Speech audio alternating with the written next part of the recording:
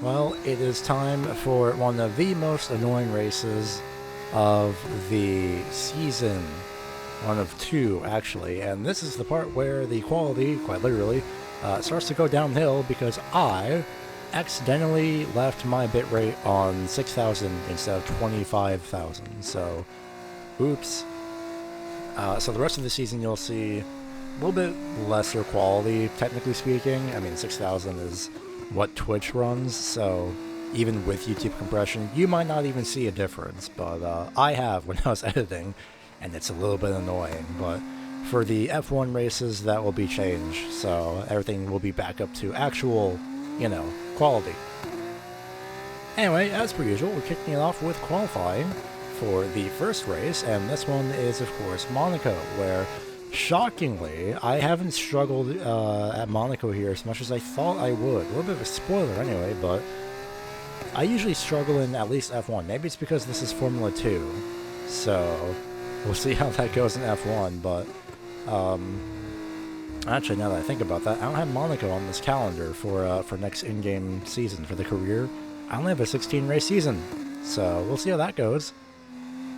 But, in the meantime, coming across to finish the lap, and we go up to P5.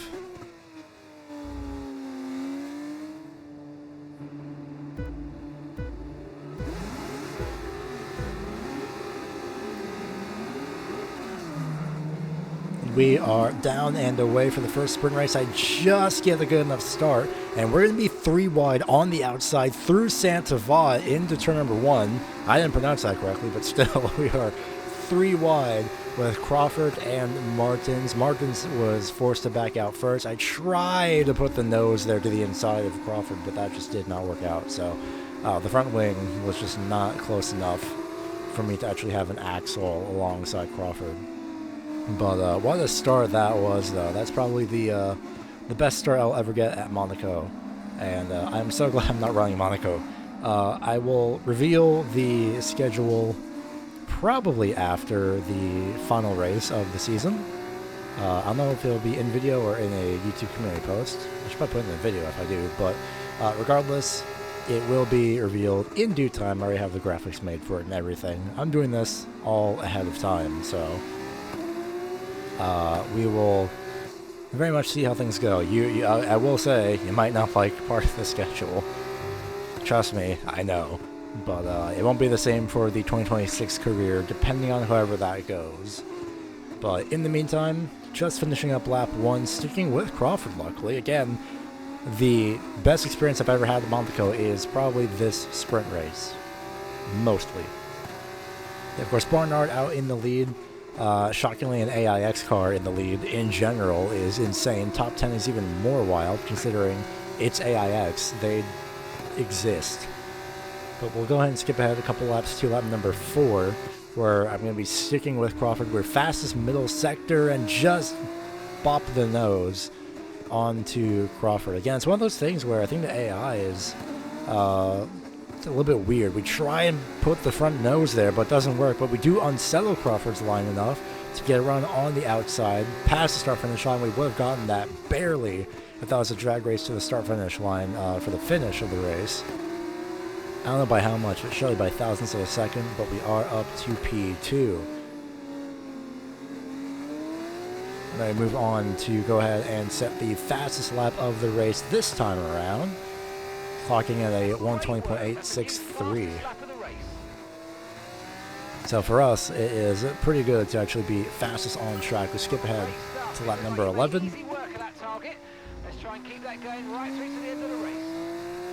Meeting the obligatory objectives and the unnecessary objectives, where we actually have a little bit of an issue with the car.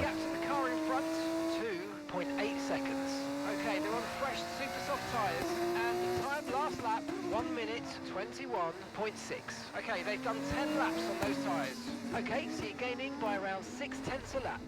So we are absolutely flying, catching up to Barnard. We've actually lost DRS at some point. We're starting to catch the car in front, but we need to look after the tyres. We won't be making another pit stop. We are halfway through, 2.5 seconds back from Taylor Barnard, closing allegedly by 0.6 a lap. Not really, but Creating a gap between ourselves and Crawford, that is for sure, because Crawford is now 5.7 seconds behind. Give or take a tenth or two. A little bit of a slide through there. Even taking liberties with some gear shifts, but I'm trying to just like fly through the racetrack as much as I can. As much as you can fly through a, I don't know, a narrow wall that only one person can fit through. There's some sort of an analogy there that I'm not sure I was going for, but this is what I usually cut out. It's just me trying to catch the other car ahead, so very riveting stuff, isn't it? I think for if I do end up streaming the F1 races for the career mode, I probably will do real-time commentary. We'll see. I don't know how the sprint races are going to handle. I don't know. I definitely don't want to do sprint races. And if I can disable those, I definitely will. Because I had enough of sprint races for Formula 2. But just like that, in the span of the lap, that is a half second down. And still a further second down, or 1 whole second down on our fastest lap time, but still closing regardless. We skip ahead a little bit. Nearly hit the wall. Definitely hit the wall. So 1.2 seconds instead turns into 1.6 seconds. Oh, nearly. I forgot about that one. Forgot about that one. Yeah, we nearly broke the front wing too. That is millimeters upon millimeters of space. So I am pushing, to say the least.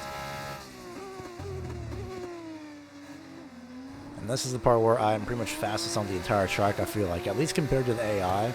Through Tamburello, through the swimming pool chicane, I can easily just carry the speed through here. I'm not sure if this section is LiDAR scanned, but that swimming pool chicane there, I feel like it's more open than it should be. So I'm hoping if they do LiDAR scan Monaco, which should be pretty easy, I do hope that it's a little bit more accurate, because I could have sworn that section was way less wide than it was. It's way more narrow in real life, but maybe it's a prospect of the barrier placement too. But we skip ahead just a little more to the Tamburello chicane again. This time, we just fly through, full throttle throughout the entire section here, hard on the brakes, slide the left side tires a huge amount. I'm trying to get within a second of Taylor Barnard. Even though I don't have DRS, I'm still just trying to at least close up, because I know, surely, there's no way that the DRS fault would last throughout the entire race.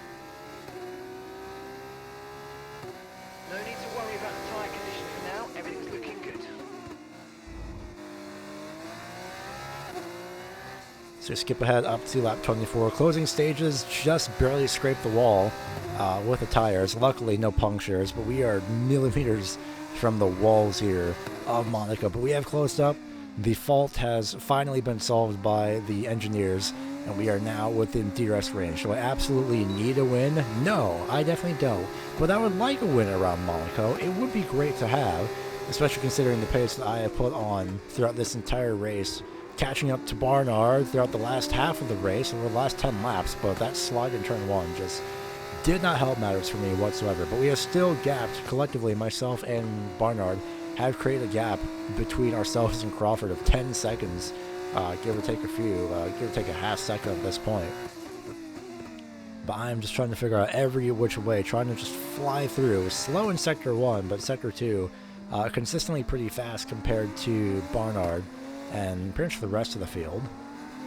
If I remember correctly, it's going to be the next race where we actually where I end up bumping up the difficulty from 88 to 95. No, I think it's from 92 to 95, not 88. But for the F1 season, I might bump it up to 100. We'll see. But here is where we close up to Barnard in the Nouvelle chicane. He actually downshifts, which is pretty interesting. I do the same, upshift a little bit. And just try and follow through, try and not slide the tires as much as I did. I know there is an opportunity around this section here to get around, or at least alongside Barnard. I'm not close enough to stick the nose to the inside, so that front wing would absolutely get broken. But the DRS will only help us close up to Barnard here. So as we just follow through this time, a much better exit of Barnard, but that's what I've been doing throughout a good majority of the race, trying to at least stick with Barnard, catch up to Barnard, then stick with him is a whole other thing. But here is where we have the closest opportunity. Nearly hit the wall that time, just barely getting the tires on the curbs. But we are, this time, personal best Sector 1 for the first time in a while in this race. Help with the DRS especially.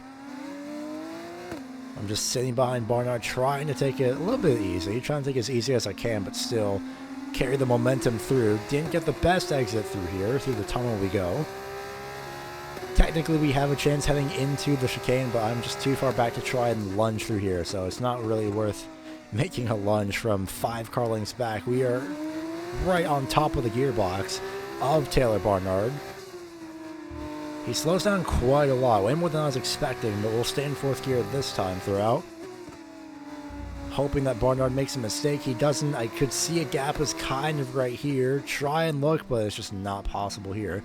We'll look to the right-hand side, but really not make a move, because it is just so difficult. Slide out of the final corner. This is what I deal with. This is what I dealt with for the last 5 laps of this race. It is absolutely painful to run around Monaco here. At least you can pass to some extent, but it is so annoying. We are at 2 laps to go this time, since the other lap was just sticking behind Barnard throughout the entire lap. Just kind of like half looking, trying to figure out if I can make a move somewhere, but unfortunately, no. The car behind is dropping back by about 0.3 a lap. Well done. We're still creating a gap between ourselves and Crawford. 11.5 seconds now. So an additional 1.5 seconds from the last time we saw this. I'm just trying to figure out every which way I can go. I'm kind of here. I see the gap, but I just can't go for it. And the outside was more of a bailout. Now I see the gap form, but the nose is damaged. And that just doesn't work out too well for us. So we'll sit back, reset, hope we can try and go again. But the win is right there. I don't need the win, because we're 8 points behind Behrman, I think, coming into this race. I think we're 13 points behind Behrman coming into this race. I'm literally doing these voiceovers back to back, and I don't remember the gaps. So we should be 8 points behind Behrman throughout this race. So I want every single point possible. And yes, even though I do have the fastest lap point, I could just back off and sit here, but not exactly the most viable option when there's, I think, 2 points between first and second in the sprint races. They're not 10-1. It's like 10, 8, 6, 6, 4, 3, 2, and 1. I think that's the standard for Formula 2 in 2024 rules. I don't really remember. Okay, mate, the final lap of the race. Final lap. I know the points tally is a little bit weird in F2 sprint races. But I do know it's 1 lap to go. We only have 1 more shot at this. So the front wing is slightly damaged, but otherwise it's handling pretty normally. And Barnard does get a little bit loose. We just go right over the curb. I say the curb, right over the jump there in the roads. And we see the gap here, not intentional, but we go for it and we slam our nose into the side of Taylor Barnard. But I know for a fact here it's, I already knew once I made that move, it's not exactly the best move, but we'll still go around the outside of Taylor Barnard and make our way into the lead. It was a slide, and it was a little bit out of control. It was quite advantageous, but we make the pass anyway, locking up the left front from the nose damage on the left side of the wing. And we're being tentative. Now we bonk the wing a little bit more. Not expecting the aerodynamics to be that loose, but right about here, I keep looking back. And then right about here, I decide, yeah, you know what, I'll just let Barnard go through, because I do not want to get a win like that. So I'm going to let him go. I didn't want to pass for that position that way. So as a result of myself, a win slips through our fingers, but still second place. Yes, mate, I'll take that. Well done. We're really happy with the podium down here, so well done. Yes.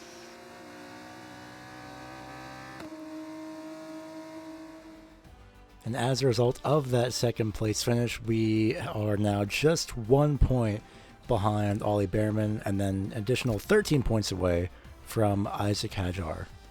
On to the future.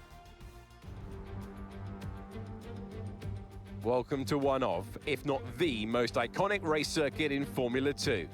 A track with absolutely no room for error, a track that requires every bit of skill these young drivers can muster. We're getting ready for lights out here in Monte Carlo. The Circuit de Monaco is, for all practical purposes, pretty much unchanged since its 1929 introduction. It's strange to consider, but this 2.1-mile lap will take the drivers here around almost an entire country. 19 corners, but not that many opportunities for overtaking. Instead, this is a track that rewards technical skill. Let's look at the grid order for today's race while the cars make their final preparations. Ollie Behrman lines up on pole position, and it's Pepe Marti in P2. Looking down the rest of the grid, we have Aaron, Miney, Frostbite, Maloney, Hauger, Crawford, Barnard, Victor Martins, Stanek, O'Sullivan, Andrea Kimi Antonelli, Ritomo Miata, Correa, Bortoletto, Colapinto, Enzo Fittipaldi, Cordial, Hajar, Fischer, and Joshua Dirksen completes the grid. And with lights out just moments away, it's time to go down to the track.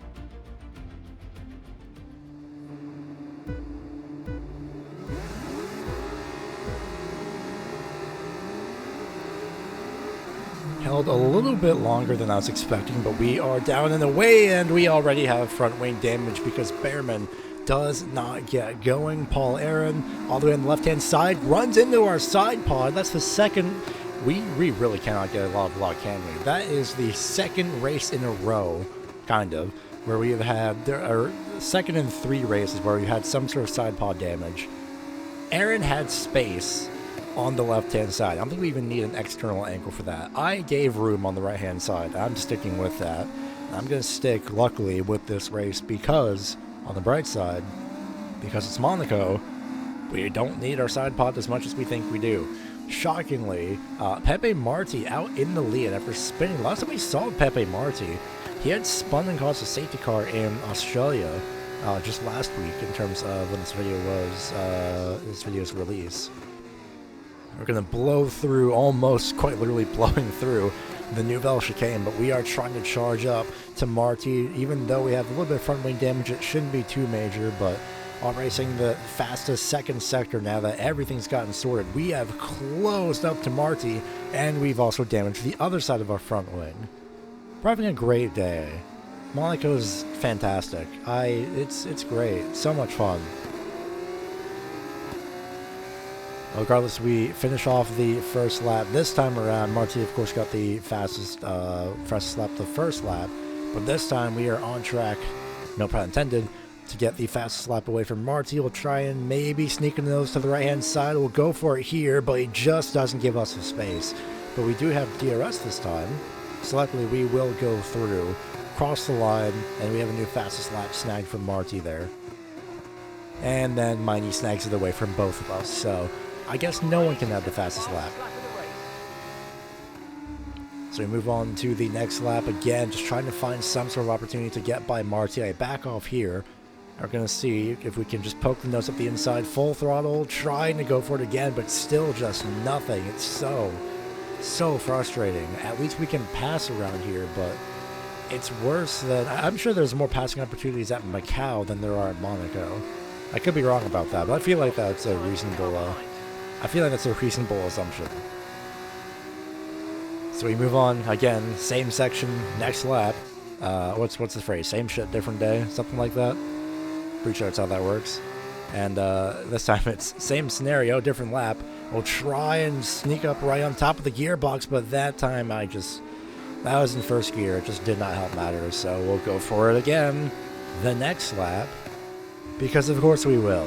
This is how my opening race went. My opening laps went. I wish I had something different, but Monaco is a struggle and a half. I can definitely attest to that. This time we have the momentum. We'll stick the nose to the inside. Marti tries to turn in for some reason, despite the fact we're fully alongside.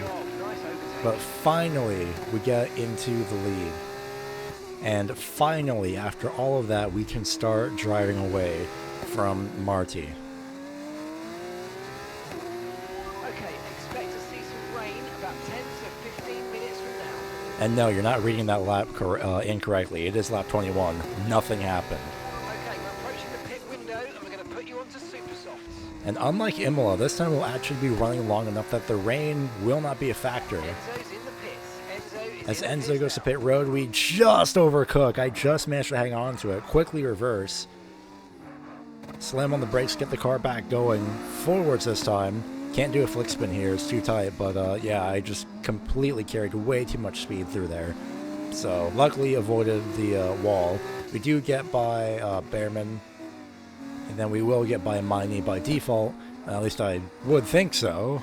I would hope so, but we're going to be repairing our front wing in this pit stop. So, unlike Imola, we cannot run long enough to the fact where you know, we can stretch it out to just shreds. We have to pit for super softs here, and we also, at least for me, should at least get something fixed, and if we can't get the side pod fixed, then we might as well get the front wing fixed. Again, I'm recording these ahead of time, so I don't know what the reactions are going to be for everyone's comments and everything, so it'll be a little bit late. I would probably react in the comments during them, but these are all pre-recorded well ahead of time. So hopefully you are enjoying the series as much as I am, because the tires are not enjoying the race, that's for sure. As Miata sticks the nose up the inside, does not back out, shockingly enough, nearly walls me as he gets through. I am genuinely surprised that an AI car had stuck the nose and actually didn't back out. I tried to close off Miata, but as a result of that, I'm a little bit mad, so I'm just going to very advantageously, luckily, carefully, gingerly, very slowly try and get it around him. I have the lane here around the outside. I have the preferred lane. I have the momentum as much as you can get anyway, and I will very quickly shut the door as we move on to lap 27. Following by O'Sullivan, door's just wide open here, as O'Sullivan just does not protect the inside. We get past him, we move ourselves up into P8. And now it's just a matter of, in terms of survival, trying to actually not hit anybody else, trying not to damage our front wing. Tyre condition still looking good. And now we're just running until the rain starts to fall at this point. So we'll see if we can get by Antonelli, see if we can poke the nose, but here it's just way, way too much speed that the AI carries through.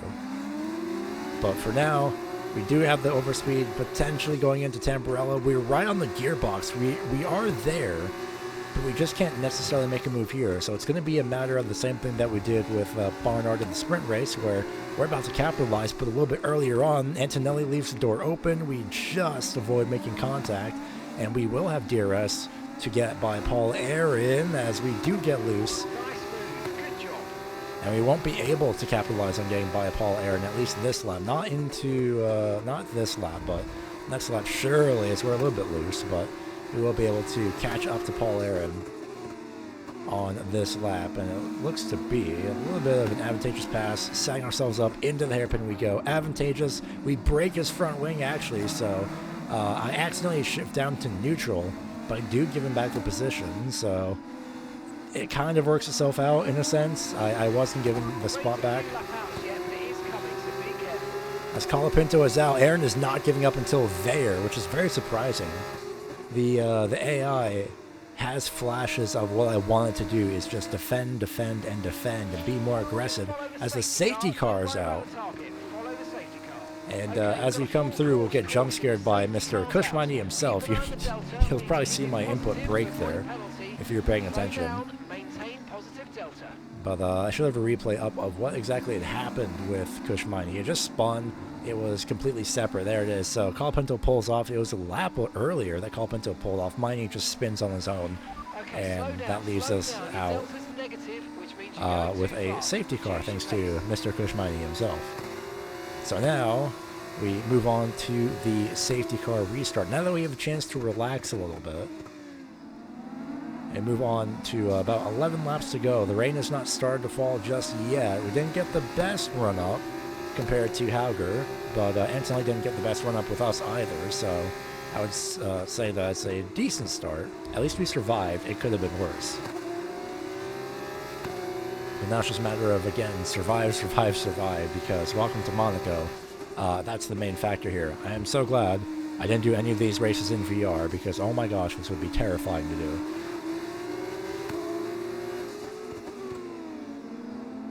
Now just follow right through. Nothing too spectacular on these restarts except for just trying to gain control again. Just trying to get a semblance of what the heck we're doing and when to actually make a move. So we are P5 at this point. Hauger P4. We are staring another podium in the face ever so slightly if we don't balls it up. And again, it's Monaco. A lot can happen. I could just nail my left sides on that entry to the Nouvelle Chicane anytime I could nail it on the exit. But nothing spectacular on the restart, so we skip ahead to the next lap, where we are right on the gearbox of Hauger. Maloney's got a little bit of a gap as well. Hauger actually took too much curve, so we'll try and do the same thing we did to Antonelli, try and put the nose on the inside, but that just doesn't work. We'll have it here for Hauger, but we damage the front wing, and Hauger just does not give it up. Well, advantageous, yes, but the door was wide open in my defense. But I decided to keep current because, well, when we were told that it was technically lap 33, so we do manage to survive with the damaged front wing for the moment.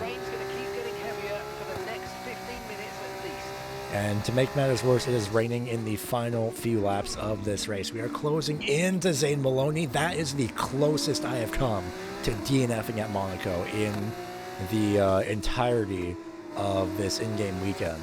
Is that small bump with the left front tire. That probably would have been track limits in real life. So unintentionally taking liberties, but it is again slick. So does anyone up ahead box? No, no one boxes, but we are catching up to Maloney. DRS is still enabled, which to my brain basically means, yeah, we can stay out on the slicks. What's the worst that could happen? With 3 laps to go, I genuinely forget if I try and stretch this out or not, but it is definitely very, very advantageous if we do try and stretch this out. Even more with a broken front wing, or damaged front wing, but we're trying to catch up to Maloney. We do have the momentum. Of course I have the momentum. Maybe the pace is the word I'm looking for. I'm being very, very careful as I am hard on the brakes ever so slightly. I lock up the left front, the right front I should say. I'm just trying to do everything I can to catch up to Maloney. The podium is right there for me. I see it. It's quite literally in front of me. An AIX car is in a podium spot. Maloney does not give up the spot. Okay, you've got front wing damage, but only have a few laps left. If you can live with it, stay out. Well, that's my only option, is to live with it and stay out. But man, oh man, am I a little bit annoyed. And you can see from the turn in there, the front wing, obviously, being so damaged, not helping out too much. I mean, what can it do? Oh, that's what it can do. Damage the other side of the front wing, because of course it can. Nearly DNF'd there. At this point, I think I just have to, especially here, again, another hit, I just have to cut my losses and box. That's the best thing I can do here, but I decide to stay out. I stick it out. I create a gap between myself and Maloney, despite the fact that my front wing has basically exploded and I have no steering whatsoever, but we may not be in line for a win as much as I would love to be. We hit the outside wall again. Technically a little bit of wall riding. I'm just trying to survive again at this point. The rain is light enough that it's not going to be a factor for needing treads, or wet tires I should say, but it is just absolutely brutal. We have side pod damage. Our front wing is basically almost hanging off. You might as well have like a 1 deflector wing there instead of the, I think the 3 that exist. That's at least on one side of the front wing too. We catch up to both Marty and Barron, so a win could still be on the cards if I can play this right. Do I decide to lunge for it into the Nouvelle Chicane? That's going to be the one time I actually lock up the right front, and I just broadside Ollie Behrman. And I'm trying to give up the spot, still trying to give up the spot so we can go. He's just not going. Now he goes by. And I don't know what the AI behavior was, if it was having trouble with acceleration on the slicks or not, but that is not how I wanted to get a pass. And our, I think we're borderline terminal damage with the side pods here. But with the final 2 corners, we will get alongside Behrman. Now we'll pass him clean. Well, a little bit of contact. We'll pass him as clean as we can. But broken and battered, we do get P2, but I am not happy about it. Yes, and that's a podium. Excellent drive. The whole team have worked especially hard this weekend, and that, my friend, is a fantastic reward. Well done. So we take a look at the points after this. The points have firmly moved into our favor. We now lead the championship over Ollie Behrman by 2 whole points. It could have been more if a lot of things happened differently, but c'est la vie, we move on to Barcelona, a track that actually has A, opportunities to pass, and B, actual space. Who would have thought? Again, as per usual, the fastest lap of my qualifying session here on lap number 3, just trying to stick with it. The thing I noticed throughout this race, throughout this weekend, is that, man, it is really annoying trying to get the left front tire to actually not explode. I've had so much wear on the left side, the left front tire at this track, and I have no idea why. So, luckily, I don't have to worry about that anymore because I'm not running Formula 2 anymore, but now I'm going to have to worry about that for Formula 1 and try and figure out what exactly I can do to mitigate that in the future. But we are a second up on my last time, and that's not because of track evolution, that's because of the fact that, well, I was not having the best luck in terms of qualifying time. So, got a couple duds here and there with qualifying laps, it happens. But with this one, I'm able to absolutely claw back the time that I had initially. So, around the final 2 corners, luckily skipping the chicane. Thank goodness, that was annoying and the worst thing to ever exist for these cars. And we will come across the start-finish line to place ourselves provisionally P7. Ready with the clutch.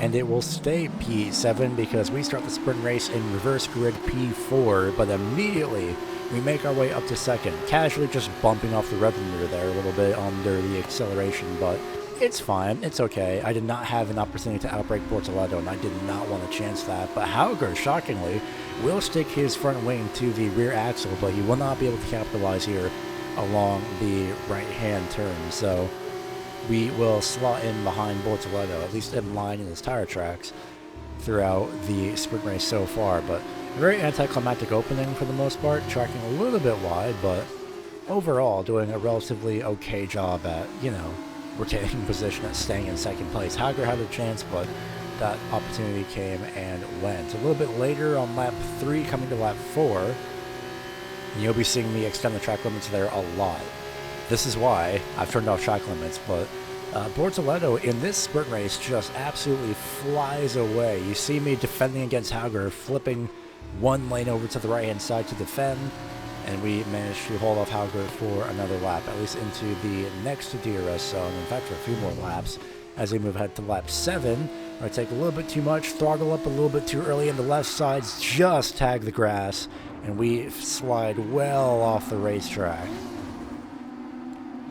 nearly turning into the opponent cars as we try and get back around, and I am crushed at this point. We're still early on, we still have 20 laps to go in the sprint, but not the way that I wanted to continue the run here. As things stand, we're going to be leading the championship. And that is a very important message for me to hear. So Behrman is not in a good position. He's not within the top 8 to gain points, so we are fine. That's going to be it's going to be a few rapid-fire cuts because we're going to be making our way up through the field. As lap 12 we go around the outside of Jack Crawford, and through into P17 we go. Skip ahead a few more laps up to lap 15. We dive on Miata, just managing to get by. Hey, look, there's Taylor Barnard, sprint race winner at Monaco. Skipping ahead to the front straightaway. He has DRS, but so do we. But somehow he was able to just pull ahead, despite the fact that we're behind him and we have slipstream. We should be able to pull a little bit more of a overspeed there, but in that braking, we were able to get around him just barely by outbraking him, just by a few extra meters. Lap 18, we do the same thing that we did to Miata on Martins this time around, and we try and poke the nose through to Marty, but it's just gaining position after gaining position after gaining position. That's why I skipped all the way up here to lap 24 because, well, it's not for points. This is for points. As we get alongside Hadjar, he gets scared offline, and we go through back into the points. Behrman's P10, so he will not be getting any points. We are now 1 point ahead extra Behrman, 3 points total. If we can get by his teammate Kimi Antonelli, it's going to be 4 points total as we go with a huge send past Kimi Antonelli into P7. I'm thinking internally, I'm hoping that Hadjar can get by Antonelli just so Prema don't get any points. But I'm only one guy. I need another teammate that can actually, score points in order for that to matter. But we come through to the final lap, and we'll try and make a setup for Miney, but he's a little bit too far ahead for us to do anything. So go ahead and skip through to the second DRS zone. We're not going to catch Miney necessarily, not enough to make a pass heading into the final corners, especially with that kind of a slide there. But very importantly, we do hold off Kimi Antonelli. I'm trying to think if I can find every which way. I'm sliding a little bit, trying to gain every bit of a thousandth of a second on Miney as much as possible, but that will not be the case. But we do recover from reverse grid P4 down to last almost and back up to P7. Okay, pick up rubber and bring it home. And of course, as I mentioned, we are now a total of 4 points ahead of Ollie Behrman, and we now head on to the feature race in Barcelona. Hello and welcome to the Circuit of Barcelona, Catalunya. We're counting down to the start of today's race, and you can feel the excitement in the air. This promises to be a real spectacle.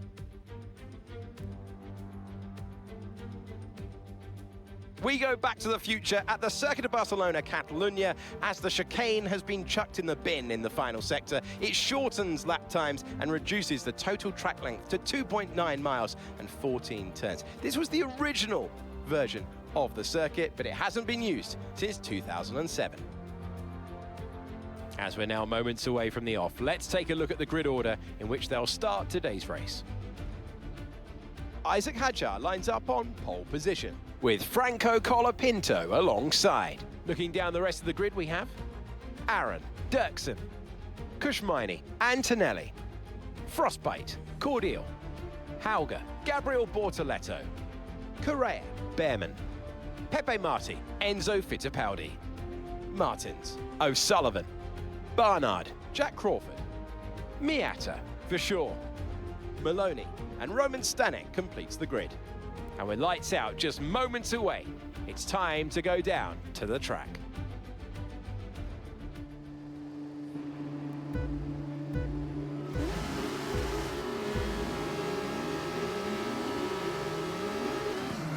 Held a little bit long here too, but we are racing regardless as Miney goes 3 wide between Aaron and Dirksen. I'm going to follow Miney and make it 3 wide myself for what's effectively P3, and I can't exactly go anywhere. So for the first time in a while, I'm basically forced to just kind of wait and just hold off on making some sort of a move, as Hadjar and Colapinto will stay side by side, and Hadjar will slot directly in front of Colapinto. Another shout out to me, hoping that is a thing that is saved or updated, I guess I should say, for F127, because man, the AI lines going right back to where they just normally run is quite visible once you start to see it. But much like the sprint race, after the first few corners, there's not much to talk about. We do get a little bit loose there, but of course no DRS this lap, so we skip ahead to hilariously lap 3 coincidentally, as we will be catching up to Colapinto and passing him with a lot of ease, considering that we have DRS here. 3.9 seconds. And Hadjar doing his best Bortoletto impression of the sprint race that Bortoletto had, where he was absolutely on fire. I think he was 10 seconds ahead at one point. So he, Hadjar in this case, trying to do his best impression of following up. We go ahead to lap 8, and there it is. The left front tire is an issue for me for this track. I don't know why, but it is an issue, and we'll just see if we can try and hold on throughout the course of this race. Okay, Hadjar's ahead of you, and gap to the car in front, 2.0 seconds. Okay, they're on old softs. Okay, they've done 10 laps on those tyres. We think they've got one more stop. Time last lap, 1:27.0. Okay, And what that basically means to me is you're about dead even on pace. Okay, mate. Okay, that's Hadger just ahead of you. Push hard. They're holding us up now, so let's please try and get past as soon as possible and get on with our race. Push, push. I love it when I'm 2 seconds behind somebody as Jack Crawford retires. Suddenly that's deemed, yeah, you're actually too slow, they're holding us up. There is no way that I'm going to be able to make it up to Hadjar. I will catch him, and I'll get in DRS range of Hadjar here, but overtaking Hadjar in a Formula 2 car is insane. Okay, mate. I'm afraid we didn't quite get what we needed there, but let's not worry about it. Get your head down now. Chin up. Let's focus right to the checkered flag. You think the game would have recognized that, hey, even though at the same pace, he's still 2 seconds ahead of me. I'm not going to be able to pass him too much. If I was within 1 second and not able to pass, that would make sense for that objective. But my endless annoyances about the objectives will not go away. So you skip ahead quite easily up to lap 16, where if we have the goal of lap 17 to get by Hadjar, well, we will have completed it because here we go, and it's completed.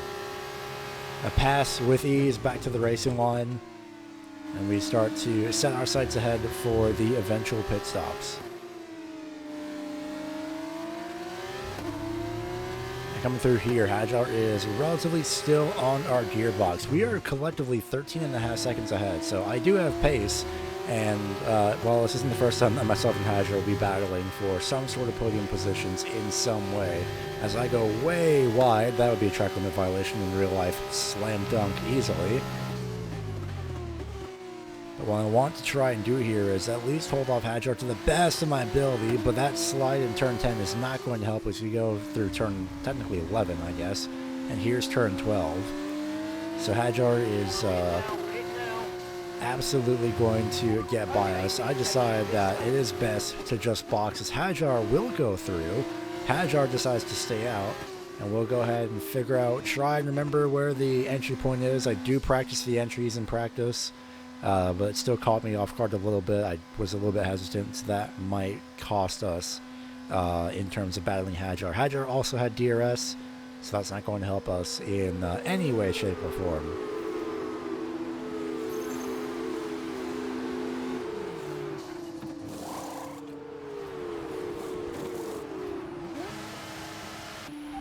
Go, go, go! Perfect job on the turn in there, mate. Looks like a nice stop time. We're happy with that one. Pit strategy complete. See these tyres through to the end now. And we are the only drivers to pit on this lap, so we're going to be stretching these hard tires for, give or take, 20 laps.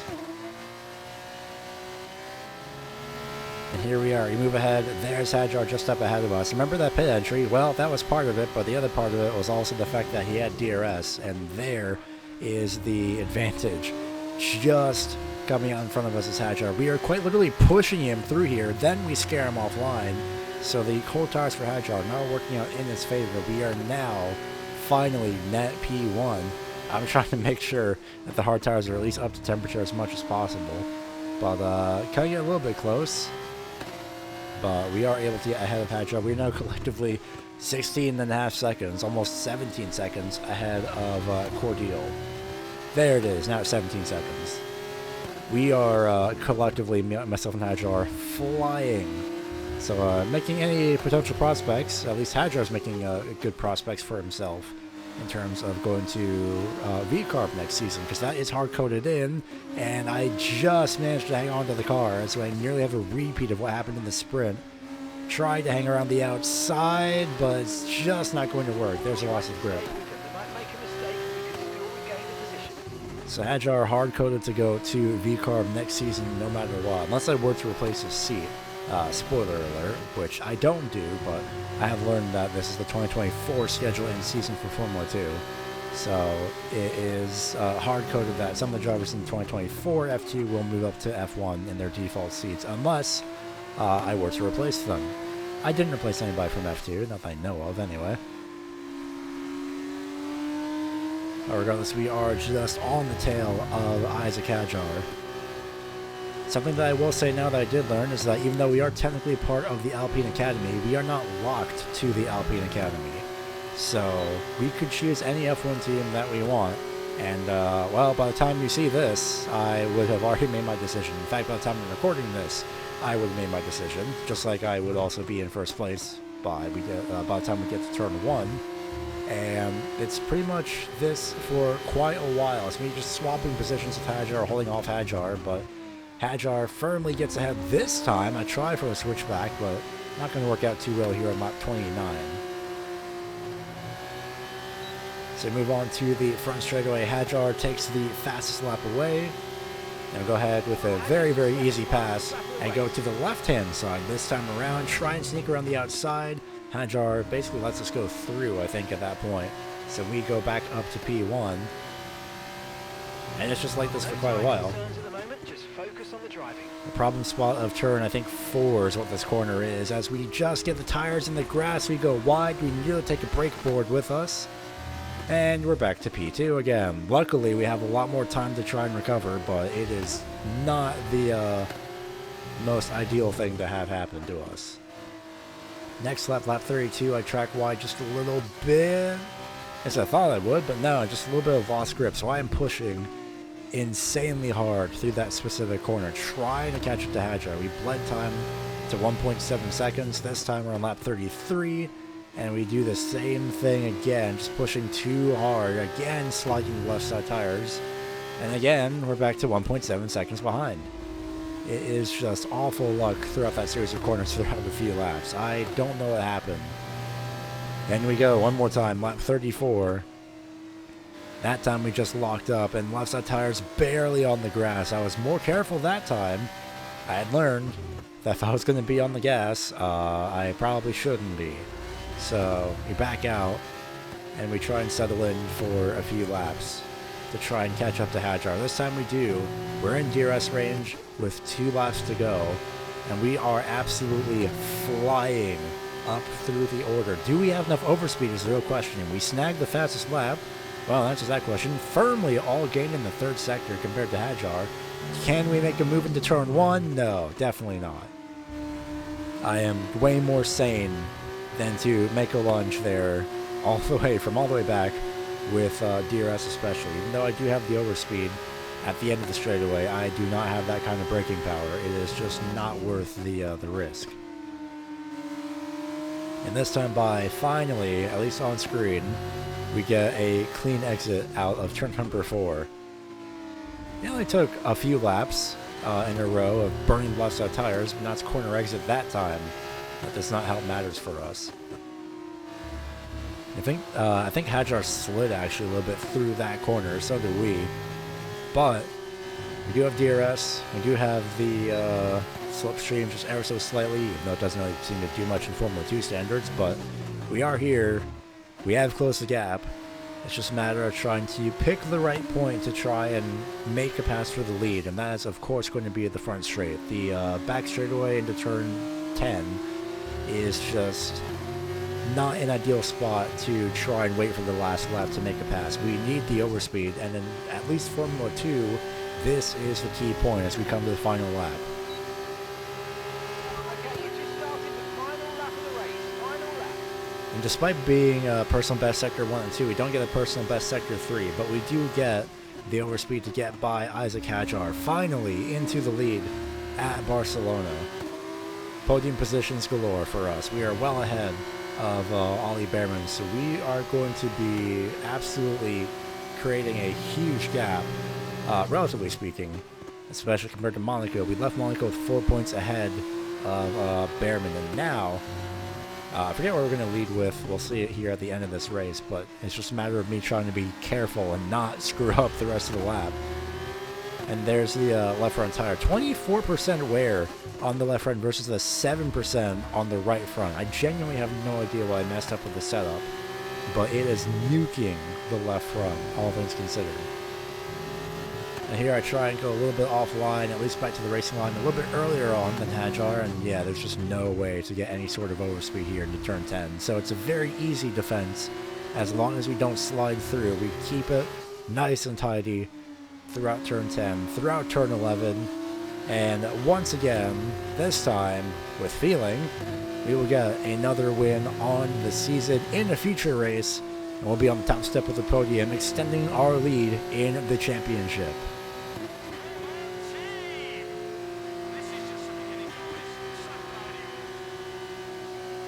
Absolutely awesome. Just amazing, mate. Well done.